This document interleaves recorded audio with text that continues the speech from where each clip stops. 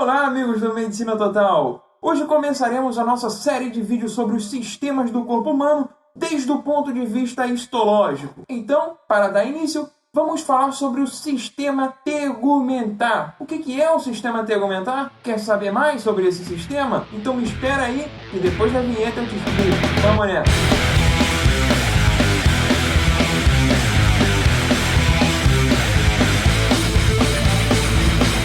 Pois bem, não restam dúvidas que o sistema tegumentar está composto pela pele e pelos seus derivados, que também carregam o nome de anectos cutâneos ou anectos epidérmicos da pele. E esses anexos são as nossas unhas, os nossos pelos, as glândulas sudoríparas, as glândulas sebáceas e as glândulas mamárias. Antes de entrarmos no mundo divertido do sistema tegumentário, alguns conceitos devem ser elucidados, e esses conceitos definem sistema, órgão e tecido. Desde o ponto de vista biológico, um sistema é um conjunto de órgãos e estruturas que estão intelectualmente organizados. E para o funcionamento efetivo desse sistema, todas as estruturas devem trabalhar de forma sincronizada.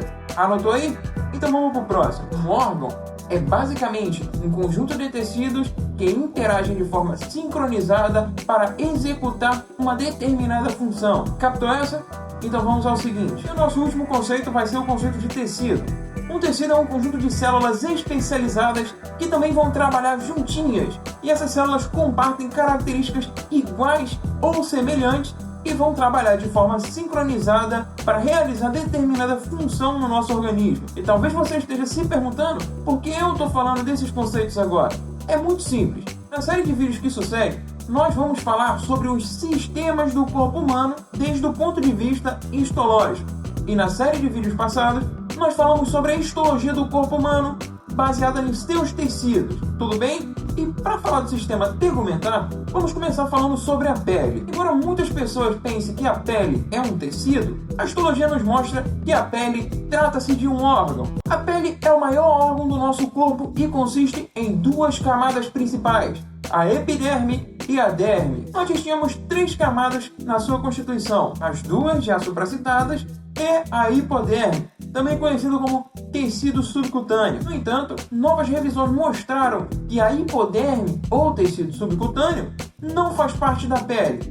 Então, é certo que a pele tem duas camadas principais, a epiderme, que tem origem no ectoderma e está composto de um epitélio plano estratificado queratinizado, e a derme, que tem origem no mesoderma e está composta por tecido conjuntivo denso e está responsável pela espessura e resistência da pele. Além disso, a derme também proporciona suporte mecânico. Então, meus amigos, mesmo que a hipoderme não faça parte da pele, eu vou citar rapidinho algumas coisinhas importantes sobre ela. A hipoderme está composta de tecido conjuntivo frouxo ou tecido adiposo. E essa camada, a nossa querida hipoderme, situa-se abaixo da derme e atua como um conector entre a derme e a face muscular. No decorrer do vídeo nós vamos aprofundar um pouco mais sobre cada uma dessas estruturas.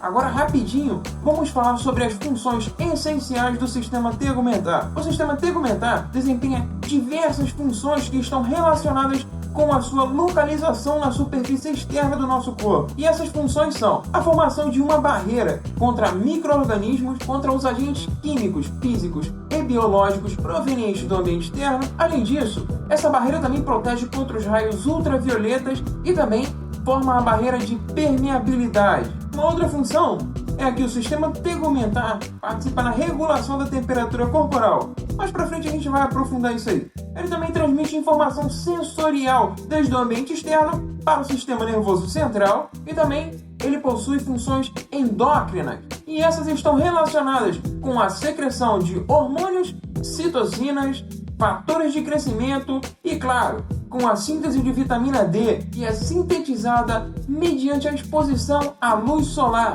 Ademais, ele também atua na defesa contra antígenos. Exatamente. Isso quer dizer que o sistema tegumentar está associado a funções imunológicas. Também não vamos esquecer que o sistema tegumentar possui função de excreção por meio das glândulas sudoríparas e sebáceas. Embora não seja uma função, mas sim uma propriedade, é importante você saber também que algumas substâncias lipossolúveis podem ser absorvidas pela nossa pele. Bem, com respeito à pele, podemos classificá-la em pele grossa e pele fina. Isso tem a ver com a sua localização. A espessura da pele varia na superfície corporal, desde menos de 1 milímetro a mais de 5 milímetros. É importante você saber que a pele é completamente diferente, tanto macroscopicamente quanto microscopicamente, especialmente em duas localizações do nosso corpo: as palmas das nossas mãos e as plantas dos nossos pés. E você pode notar aí que nessas áreas não temos a presença de pelos, e também essas áreas estão sujeitas ao maior grau de abrasão. Histologicamente falando, os termos pele grossa e pele fina não são precisos, pois se referem apenas à espessura da camada epidérmica. Sendo assim, a pele grossa apresenta uma maior espessura na sua camada epidérmica com relação à pele fina, como podemos observar nas imagens. Tendo em vista esses aspectos, vamos conhecer melhor cada uma das camadas da pele. Primeiramente, falaremos sobre a epiderme. Ela é composta por um epitélio plano estratificado, do qual podemos identificar 4 camadas, também chamadas estratos. E no caso da pele grossa, observa-se uma 5ª camada, que recebe o nome de estrato córneo. Não é corno, é córneo. E não há dúvidas, você tem que conhecer essas camadas de forma individual. Então, vamos direto ao que importa. Então vamos começar a partir da camada mais profunda. A nossa última camada se chama estrato basal, e é onde vamos encontrar as células tronco da epiderme. Ou seja, é nesse estrato que ocorre a divisão celular por mitose, e por isso essa camada também é conhecida como estrato germinativo. E esse estrato germinativo, normalmente, ele é uma única capa de células epiteliais cuboides ou cilíndricas baixas, e também ele é responsável pela renovação celular da epiderme. O nosso seguinte estrato, de baixo para cima, é o estrato espinhoso. Esse estrato ele está constituído por 3 a 4 capas de células.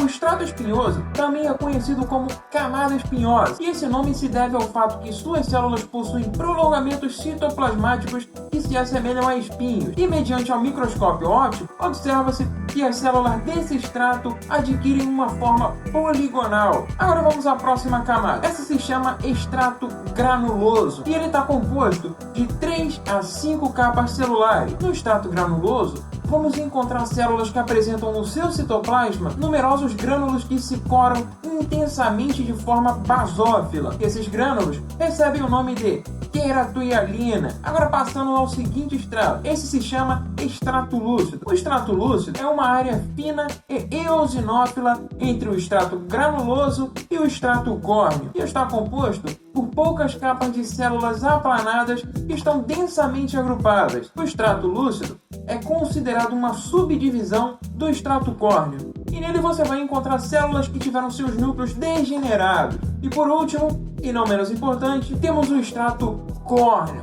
Outra vez, não é corno, é estrato córneo. E esse estrato é composto de várias células queratinizadas e anucleadas. Essa camada se distingue como uma massa que se cora intensamente de forma eosinófila. Além disso, elas se assemelham a lâminas onduladas. E por consequência disso, nessa camada não se diferenciam as células. E é importante você saber também que na superfície desse estrato existe uma contínua descamação de células córneas. Então, amigo, digamos que necessitamos mais ou menos umas 4 semanas para termos uma pele nova. Legal, já temos a epiderme. Agora vamos falar sobre a derme. A derme é uma camada grossa de tecido conjuntivo na qual se fixa a epiderme. A derme está composta de 2 camadas. Uma camada chamada papilar, que é mais fininha, e outra chamada reticular. Essa é mais espessa. A camada papilar é superficial e consiste em tecido conjuntivo frouxo com várias concentrações de colágeno tipo 1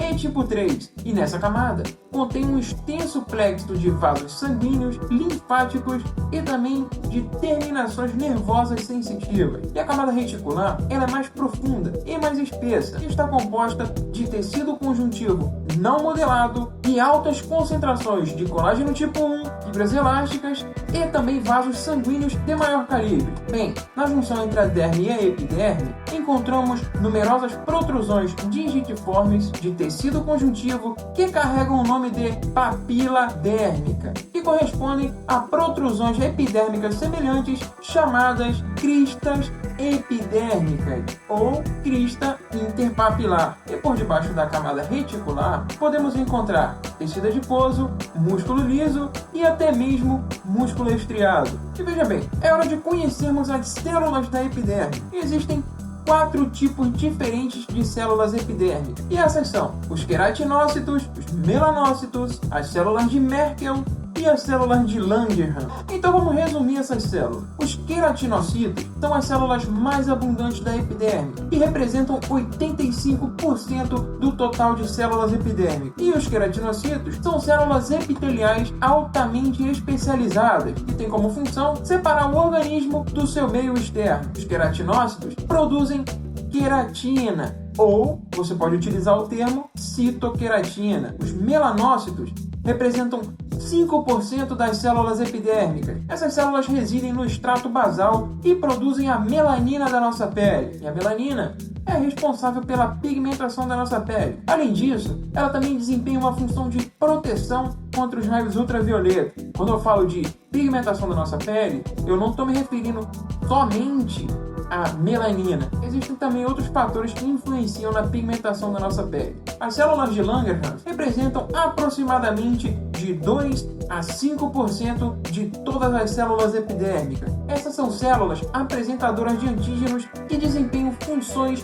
imunológicas frente a antígenos e estão relacionadas com os queratinócitos circundantes através de desmossomas. As células de Merkel funcionam como mecanorreceptores de adaptação lenta e representam de 6 a 10% das células epidérmicas. Essas células possuem terminações nervosas aferentes ou sensitivas, se você preferir o termo. Senhoras e senhores, eu gostaria de falar um pouquinho sobre algumas estruturas da pele que têm a ver com a sua inervação. Existem vários tipos de receptores sensitivos na pele, os quais são terminais periféricos dos nervos sensitivos. Além disso, a pele é bem suprida com terminações nervosas motoras para os vasos sanguíneos, os músculos eretores do pelo e as glândulas sudoríparas. A pele é bem suprida com terminações nervosas motoras para os vasos sanguíneos, os músculos eretores do pelo e também para as glândulas sudoríparas. Então vamos resumir. A epiderme possui terminações nervosas livres que detectam o calor, o frio, o tato fino e a dor. Essas terminações livres constituem os receptores neuronais mais abundantes na epiderme e terminam no estrato granuloso. E chamamos de terminações livres porque estão desprovidas de tecido conjuntivo ou de revestimento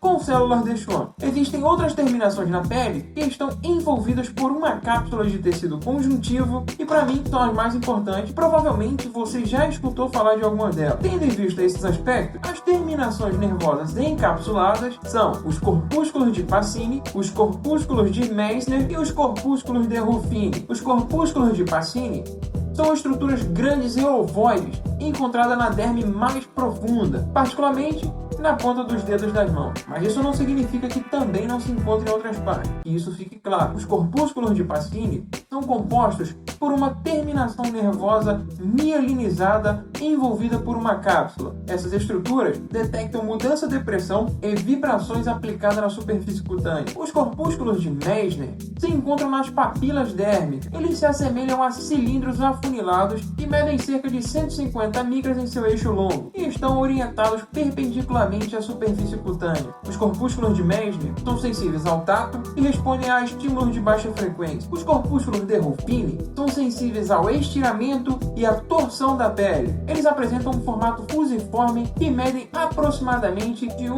a 2 micras de comprimento. Os corpúsculos de Ruffini pertencem à família dos receptores de adaptação rápida. Em outras palavras, são receptores fásicos que geram potencial de ação curto. Desde o ponto de vista estrutural, os corpúsculos de Ruffini consistem em uma cápsula fina de tecido conjuntivo que envolve um espaço preenchido por um líquido. O sistema tegumentar não está composto apenas pela pele. Também existem as suas estruturas anexas, ou derivados da pele. E a partir desse momento vamos falar sobre essas estruturas. Os anexos da pele são os seguintes: os folículos pilosos e o pelo, as glândulas sudoríparas apócrinas, as glândulas sudoríparas écrinas, as glândulas sebáceas e as unhas. Os pelos e os folículos pilosos são encontrados em quase todo o nosso corpo. O folículo piloso é responsável pela produção e o crescimento de um pelo. E o folículo piloso é dividido em 4 partes: o infundíbulo, o istmo, saliência folicular e o segmento inferior. Então vamos resumir essa parte e pegar os pontos mais importantes. Na saliência folicular existe um reservatório de células tronco que se diferenciam em células matriz formadoras de pelo. Então anota isso aí. Os pelos estão formados por células queratinizadas no segmento inferior do folículo piloso. Agora vamos pular para as glândulas. As glândulas sebáceas produzem o sebo. Esse sebo é uma substância oleosa que recobre os pelos e a superfície da nossa pele. O sebo é produzido por secreção holócrina e é descarregado pelo canal polissebáceo no folículo piloso. Agora falando sobre as glândulas sudoríparas. As glândulas sudoríparas são classificadas com base na sua estrutura e na natureza de sua secreção. Sendo assim, são reconhecidos 2 tipos de glândulas sudoríparas: as glândulas sudoríparas écrinas e as glândulas sudoríparas apócrinas. As glândulas sudoríparas écrinas estão presentes em todo o nosso corpo, exceto nos lábios e na parte da genitália externa. Essas glândulas não são associadas ao folículo piloso. Em outras palavras, são estruturas independentes. Essas estruturas desempenham um papel importantíssimo na regulação da temperatura corporal, por meio do resfriamento que é resultante da evaporação do suor na superfície da nossa pele. Normalmente, cada glândula sudorípara écrina consiste em uma estrutura tubular espiralada simples e possui 2 segmentos, um segmento excretor e um segmento ductal. E aí vai uma informação importantíssima. No segmento excretor, vamos encontrar 3 tipos de células: as células claras, que são ricas em glicogênio, as células escuras, que secretam glicoproteínas, e as células mioepiteliais. No citoplasma dessas células, encontramos numerosos filamentos contráteis de actina, e o segmento ductal é revestido por um epitélio estratificado cuboide. E sobre as glândulas sudoríparas apócrinas, você precisa saber que são glândulas que secretam suor rico em proteína no folículo piloso, e essas glândulas são restritas a regiões específicas do nosso corpo. Por exemplo, estão presentes nas nossas axilas. Agora anota isso aí: as glândulas sudoríparas apócrinas são estruturas que estão relacionadas com os folículos pilosos e são estruturas tubulares que possuem o lumen grande. E para finalizar, vamos falar sobre as unhas. As unhas são estruturas incríveis. Elas são placas de células que contêm queratina dura, bem rígida. Agora uma surpresinha. Talvez você não saiba, mas as unhas são uma forma modificada dos pelos. Existem algumas estruturas de grande relevância na unha que você precisa conhecer. E essas estruturas são o eponíqueo. Essa estrutura com certeza você conhece. O eponíqueo também é conhecido como cutícula, que é simplesmente uma dobra de pele na porção proximal da unha. Outra estrutura seria a prega periungeal, que também é uma dobra de pele, porém essa está situada dos lados da nossa unha. Além disso, você também precisa conhecer o hiponíqueo. Não é eponíqueo, é hiponíqueo. Fica ligado. O hiponíqueo é uma fixação entre a pele do nosso dedo e a porção distal da nossa unha. Ademais, você também precisa conhecer a lâmina ungueal. A lâmina ungueal é a porção rígida e translúcida da nossa unha. E quando você pinta a sua unha, na verdade você está pintando a sua lâmina ungueal. E para fechar, precisamos também conhecer a lúnula. A lúnula é uma partezinha branca convexa na porção distal da nossa unha. É isso aí, senhores. Fechamos o sistema tegumental. Peraí, já que estamos falando sobre a pele e os seus anexos, por que não fazer uma rápida correlação clínica? Então vamos falar rapidinho sobre um tipo de câncer de pele que é muito comum. E esse câncer atinge mais de 200 mil pessoas todos os anos. Em geral, o câncer de pele é causado pela exposição prolongada e desprotegida à radiação ultravioleta. E quando eu falo de radiação ultravioleta, eu estou me referindo a ondas eletromagnéticas com um comprimento de 380 a 200 nanômetros que se aproximam do espectro de luz visível, e também sobre as ondas eletromagnéticas que se distanciam do espectro de luz visível, podendo atingir até 31 nanômetros de comprimento. Em termos leigos, eu estou me referindo à luz solar. Pois bem, O tipo mais comum de câncer de pele de origem epidérmica é o carcinoma basocelular, que microscopicamente, como o próprio nome indica, assemelha-se a células do extrato basal da epiderme, aquele que também é conhecido como extrato germinativo. O carcinoma basocelular é um tumor de crescimento lento que normalmente não apresenta um potencial maligno. O carcinoma basocelular pode apresentar apenas uma aparência levemente diferente da pele normal, sendo mais comum no nosso rosto, no pescoço e em outras partes do nosso corpo que ficam muito expostas ao sol. Normalmente, ele se parece com uma protuberância, ou um nódulo se você preferir, e também ele pode apresentar uma aparência perolada, como se estivesse recoberto por cera, que pode ser branca, rosa claro, bege ou marrom, às vezes também com uma certa facilidade pode apresentar um sangramento. Em outros casos específicos, esse câncer se assemelha com uma ferida que não cicatriza, pode apresentar ulceração ou formar uma crosta e vazar algum líquido. É basicamente isso. Ele é o câncer mais comum de origem epidérmica. É isso aí, amigos do Medicina Total. Finalizamos aqui mais um vídeo. Eu espero que esse vídeo tenha sido de grande utilidade para você. Deixa seu comentário aí se você tiver alguma dúvida e segue a gente lá no nosso Instagram. Então agora você já sabe, pintou algo na sua pele, corre lá no dermatologista. Vale a pena você fazer uma avaliação antes que se transforme num problema pior. Um abração para vocês e não esquece de cuidar da sua pele. Até mais!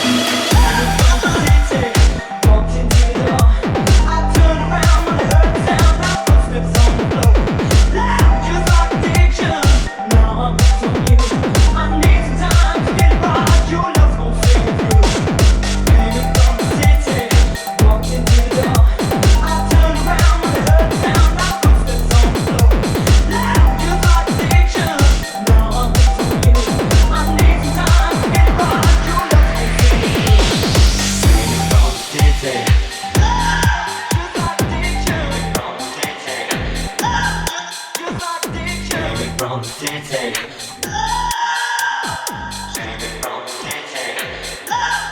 Just like addiction, now I'm hooked on you. I need some time to get it right. Your love's gonna see me through.